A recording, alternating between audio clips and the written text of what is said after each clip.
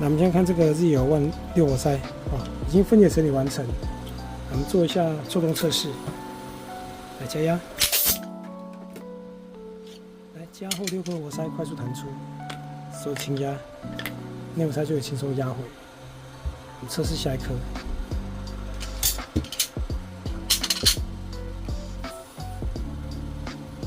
来加压，来压，加后6颗活塞快速弹出，手轻压，内活塞就可以压回。ZL1六活塞